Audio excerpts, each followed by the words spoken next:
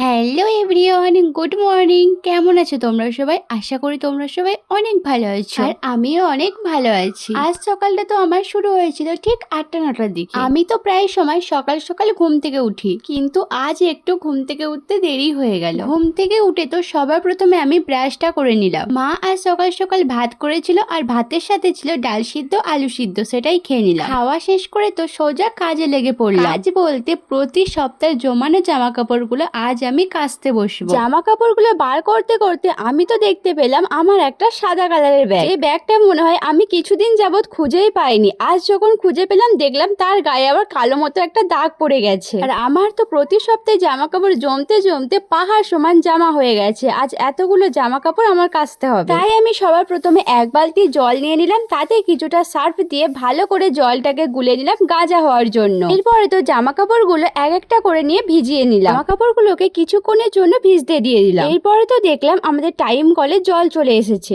এখন মা আমাকে বললো জলগুলো ভর্তি করে নেওয়ার জন্য। তাই আমি একটা বালতি ভালো করে পরিষ্কার করে জলগুলো ভর্তি করে নিলাম। আর আজ তো বাইরে প্রচুর পরিমাণে রোদ উঠেছিল, আর সেই রোদে তো আমি এতগুলো কাজ করতে আমার অবস্থা পুরো খারাপ হয়ে গিয়েছিল। আমার তো চোখ মুখ পুরো ঘামে লাল হয়ে গিয়েছিল। তাই এখন আমি ভাবছিলাম যে কি করা যায়। ভাবলাম যে এখন মুখে একটু বরফ দেওয়া যাক, তাহলে মুখটা একটু ঠান্ডা হবে। যেই ভাবনা সেই কাজ, এখন মুখে একটু বরফ দিয়ে দিলাম। এরপর তো সোজা ছাদে চলে গিয়েছিলাম 2 বালতি জামা কাপড় ভর্তি নিয়ে। এখন এই 2 বালতি জামা কাপড় গুলো নিয়ে রোদে মেলে দিতে হবে। আমি তো এখন এই রোদে জামা কাপড় গুলো মেলতে থাকি। আরে তোমরা কি করছো? তোমরা তাড়াতাড়ি আমার চ্যানেলটাকে সাবস্ক্রাইব করে দাও। Bye bye.